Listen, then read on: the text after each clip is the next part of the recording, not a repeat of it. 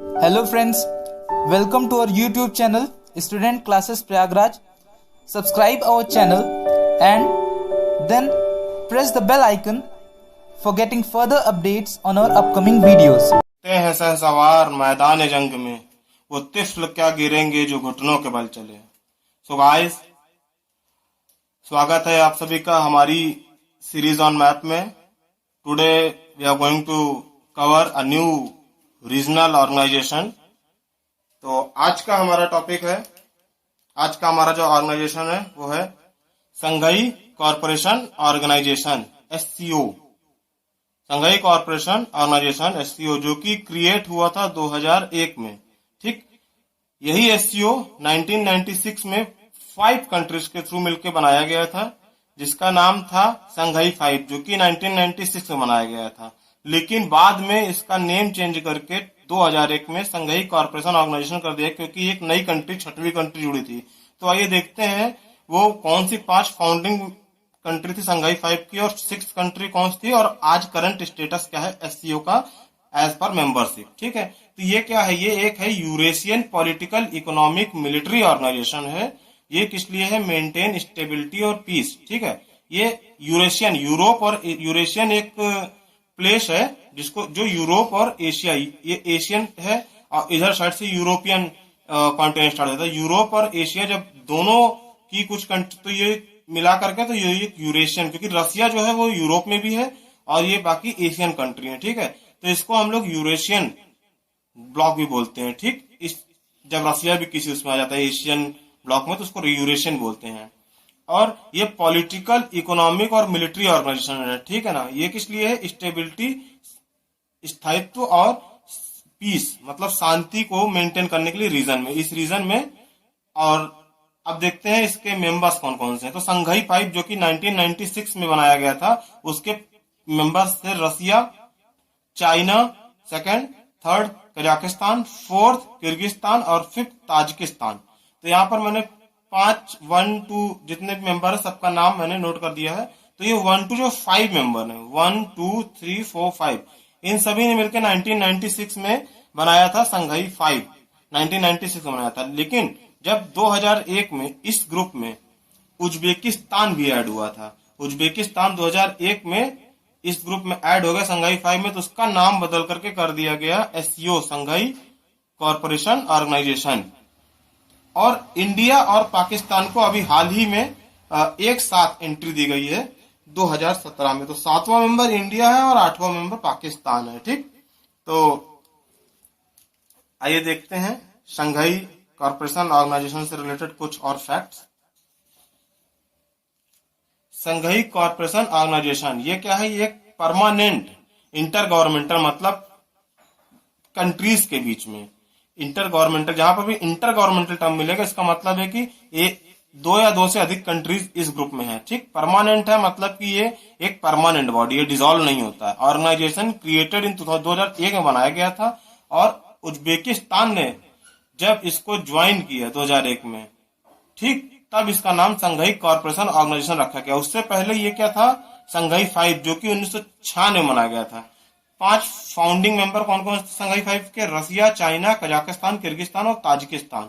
1, 2, 3, 4, 5, ये 5 कंट्रीज के मैंने अलग से दिखा रखा है। ठीक, तो पहले, और ये संघाई 5 किस लिए बनाया गया था, ये बॉर्डर डिस्प्यूट सेटलमेंट। देखिए ये सब कंट्रीज आपस में जुड़े हुए हैं, तो इनके बीच में, जैसे आज हमारे इंडिया और पाकिस्तान के बीच में बॉर्डर का इशू रहता है, इंडिया और चाइना के बीच में जैसे बॉर्डर का इशू रहता है, वैसे ही इस रीजन में भी बॉर्डर इशू था, जिसको सेटल करने के लिए संघाई 5 बनाया गया था 1996 में, with the 5 founding member. 5 member थे, Russia, China, Kazakhstan, Kyrgyzstan, Tajikistan. ठीक, लेकिन जब ये थोड़ा सा और व्यापक हुआ, बड़ा हुआ, जब इसमें 6 मेंबर आया, उज्बेकिस्तान ने 2001 में इसको ज्वाइन किया, तो ये संघाई 5 का नाम बदल के कर दिया गया संघाई कॉरपोरेशन ऑर्गेनाइजेशन। ठीक, उज्बेकिस्तान ने 2001 में ज्वाइन किया और इंडिया और पाकिस्तान ने एक साथ 2017 में इसको ज्वाइन किया। ठीक है, और ये अब देखते हैं, हर एक रीजन का एक ऑब्जेक्टिव भी होता है, हम लोग लगातार देखते हैं। इससे पहले भी हमने आसियान में देखा और अभी हमने देखा हमारे सार्क में। अब हम देखेंगे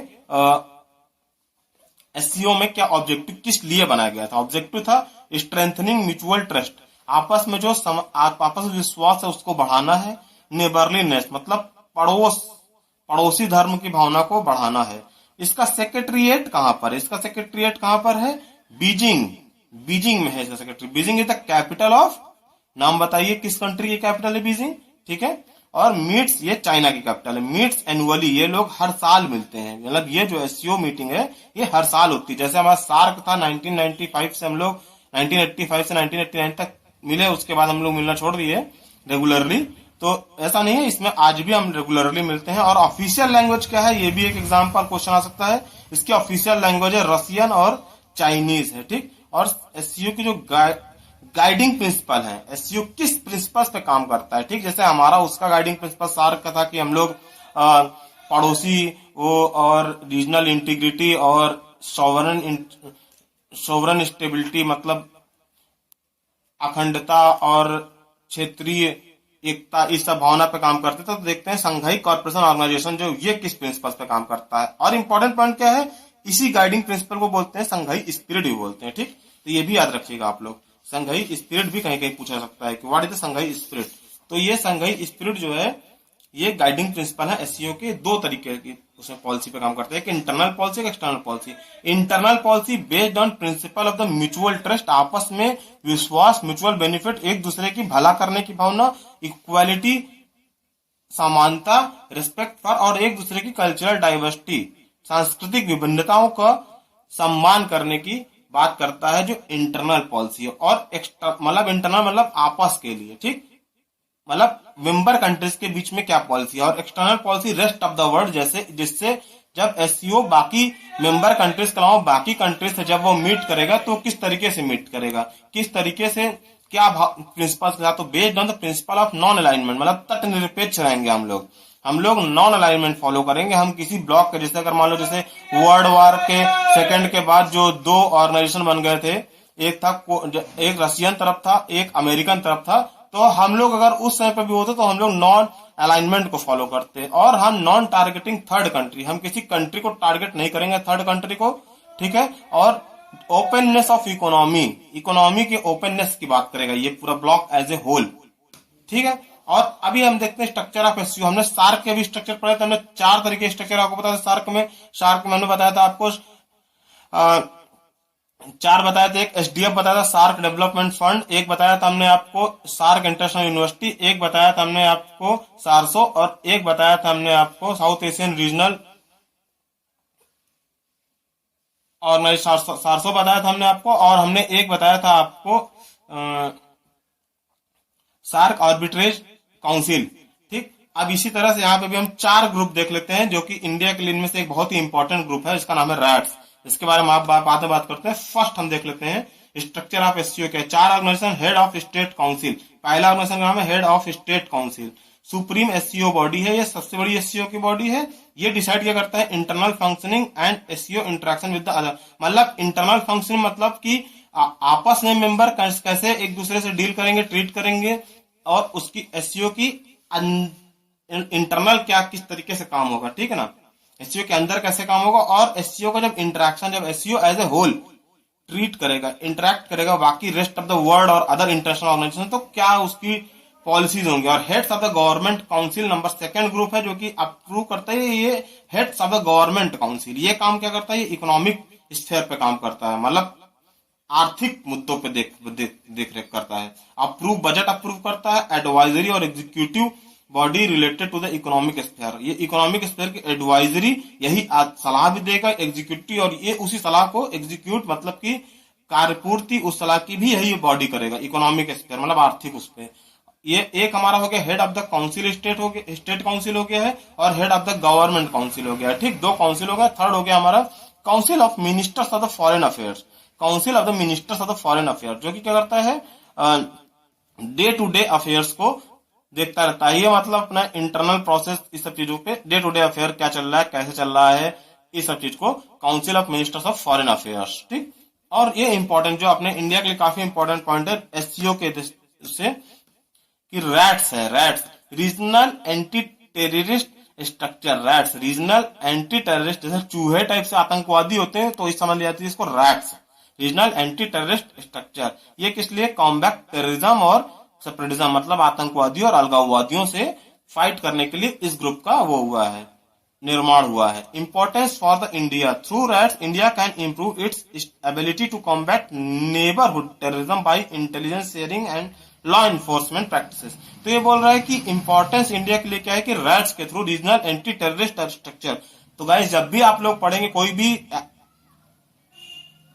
मतलब जब भी कोई ऑर्गेनाइजेशन का नाम इस तरीके से लिखा होगा इनिशियल्स के थ्रू, तो आप हमेशा उसको रैट्स ना पढ़कर उसका पूरा नाम पढ़े ताकि याद रहे, रीजनल एंटी टेररिस्ट स्ट्रक्चर। ठीक, इससे क्या फायदा होगा इंडिया को? एससीओ में अगर जाएगा तो रैट्स के थ्रू जो पड़ोसी हमारे जो कंट्रीज है, जो हमारे यहाँ टेररिस्ट एक्टिविटीज फैलाते रहते हैं, उनको हम कॉम्बैट कर सकते हैं, उनको हम हरा सकते हैं, उनसे हम लड़ाई कर सकते हैं, फाइट कर सकते हैं इस ऑर्गेनाइजेशन के थ्रू। ठीक, तो एससीओ की ये इंपॉर्टेंस है इंडिया के लिए। ठीक है, अब देख लेते हैं एससीओ मेंबर के कुछ इंपॉर्टेंट पॉइंट। ठीक है ना, एससीओ मेंबर में कौन सी कंट्री जो कि आर्कटिक सर्किल से पास होता है? आर्कटिक सर्किल क्या होता है हमारा? देखिए, हमने जो 66.5 डिग्री से पास होता है, ठीक है, उसको हम बोलते हैं आर्कटिक सर्किल। एक सर्किल बनता है ग्लोब में जिसमें 66.5 डिग्री में जितनी भी कंट्रीज होती हैं। ठीक, तो इसमें से हमारे इस ग्रुप की एक कंट्री रसिया जो कि पास होती है आर्कटिक सर्किल से।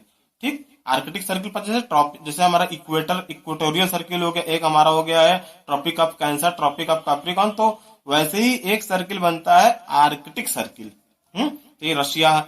अभी आप आर्कटिक सर्किल थोड़ा सा ज्यादा फेमस हो क्योंकि आर्कटिक सर्किल में जो कोविड-19 वाली कंट्रीज हैं मेनली आर्कटिक सर्किल में है। मतलब यहाँ का जो इन्वायरमेंट है वो कुछ ऐसा है कि जो कोविड-19 मतलब जो हमारा कोरोना वायरस है उसके लिए काफी ज्यादा मतलब अच्छा इन्वायरमेंट। तो वहां पर देखिए आप, रसिया हो गया, अमेरिका हो गया, यूरोपियन कंट्रीज हो गया, ये सब मतलब काफी ज्यादा इससे इस वजह से दिक्कत में है क्योंकि वहां का इन्वायरमेंट जो है कोविड-19 जैसी बीमारी के लिए काफी ज्यादा बेहतरीन है।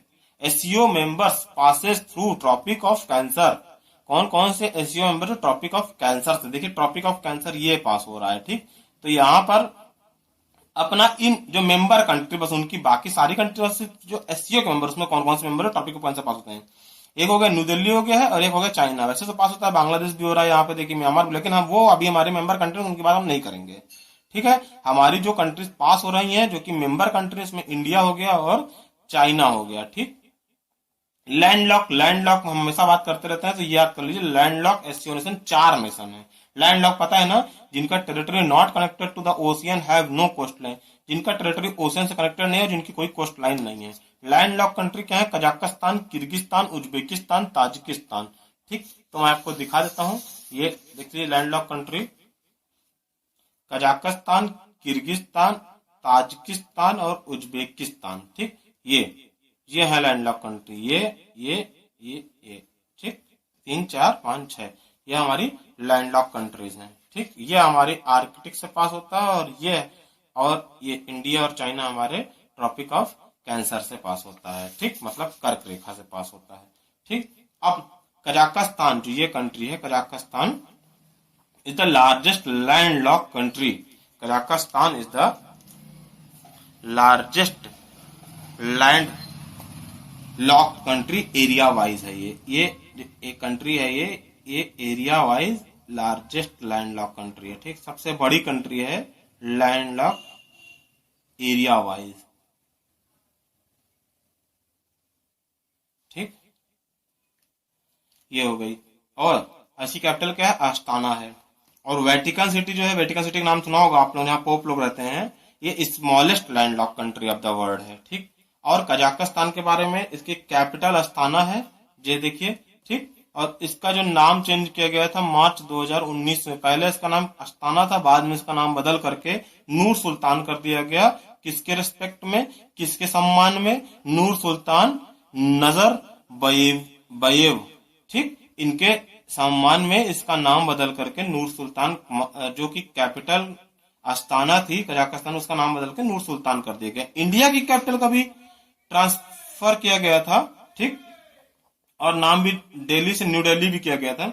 अरेंज कैपिटल्स देखिए, नॉर्थ से साउथ और वेस्ट टू ईस्ट। ठीक है बेटा, डूबी ये कंट्री जो कि पास में है, ये आती हैं। ठीक है, तो पहले हम देख लेते हैं कंट्रीज जो हैं, मेंबर कंट्रीज, उनकी कैपिटल क्या क्या है। रसिया की कैपिटल क्या है? मॉस्को है। अस्ताना है किसकी कैपिटल? कजाकिस्तान की है। चाइना की क्या है? बीजिंग है। ठीक, और हमारे हो गया है उज्बेकिस्तान, ताशकंद, हमको बहुत अच्छे से पता है उज्बेकिस्तान। ताशकंद के बारे में हमको बहुत अच्छे, क्योंकि ताशकंद समझौता हुआ था इंडिया और पाकिस्तान की सेकेंड वार के बाद। और ये देखिए बिश्केक हो गया, ये हमारी यूके, ऐसे याद कर लीजिए, उज्बेकिस्तान, किर्गिस्तान, यूके। ठीक, ये यहाँ पे क्या है? टीटी। इस कंट्री का नाम होता है तुर्कमेनिस्तान और ताजिकिस्तान, जो कि हमें मेंबर कंट्री है। ताजिकिस्तान की कैपिटल क्या है? दुशानबे है। और इसकी उज्बेकिस्तान की कैपिटल है ताशकंद और किर्गिस्तान की बिश्केक है। पाकिस्तान की इस्लामाबाद है। इंडिया की न्यू दिल्ली है। ठीक, तो अब देख लेते हैं कौन कौन से जो कि नियर अबाउट कंट्री हो, उससे नॉर्थ से साउथ पूछता है किन कंट्री को। तो ये देखिए हमारी बिश्केक, ताशकंद, दुशानबे और बीजिंग, इनसे पूछ लेगा नॉर्थ से साउथ। ये देखिए ये जो मेंबर कंट्रीज आसपास है ना काफी ज्यादा, तो ये बिश्केक, दुशानबे, ताशकंद और बीजिंग। बिश्केक मतलब किर्गिस्तान, उज्बेकिस्तान, तो ताजिकिस्तान और चाइना की कंट्री, 4 कंट्री का जो क्लस्टर है, इसमें पूछ लेगा नॉर्थ से साउथ। देखिए सब ऊपर नीचे कैसे पता चलेगा कौन सा कितना ऊपर कौन सा नीचे ना। तो बेटा डूबी, बेटा डूब जाओगे, बेटा डूब जाओगे। ठीक, बिश्केक, ताशकंद, दुशानबे और बीजिंग याद रख लो, ठीक है ना। और west to east, west to east, इधर से इधर जाए, जब नॉर्थ साउथ ऊपर से नीचे, वेस्ट टू ईस्ट। दुशानबे दू, ताशकंद दूत, दुशानबे, ताशकंद, अस्ताना, इस्लामाबाद, 80, 20। देखो दूध जो है वो 80-20 कितने होगा? 100 हो गया। सब दाल खाते हैं, ठीक है। दूध 80-20 दाल खाते हैं। ठीक, Dushanbe, Tashkent, Astana, Islamabad, Bishkek और दिल्ली।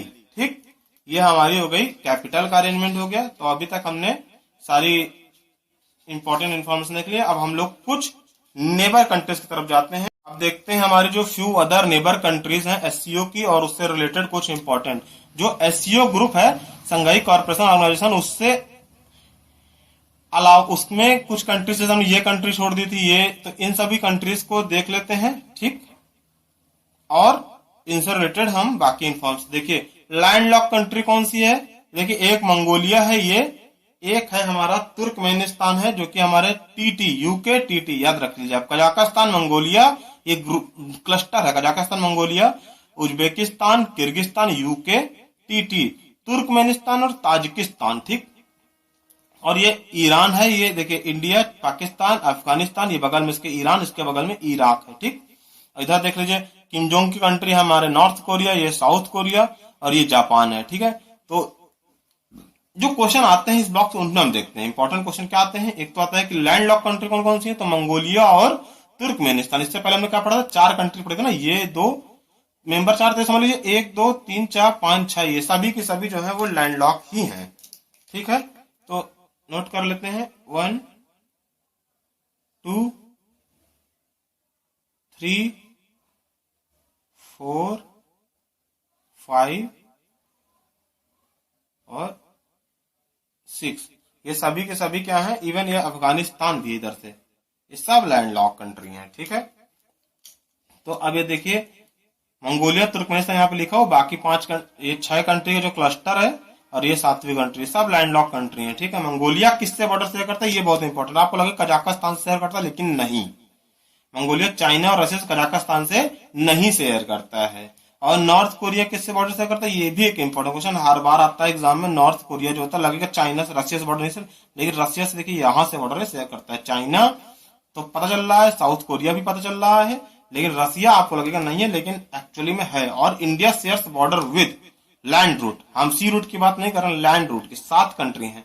पाकिस्तान, ठीक, China, Nepal, Bhutan, Bangladesh, Pakistan, China, Nepal, Bhutan, Bangladesh 5, Myanmar 6, और एक जो कंट्री आपको लगेगा नहीं है जो कि पीओके के थ्रू बॉर्डर शेयर करता है, वो है अफगानिस्तान।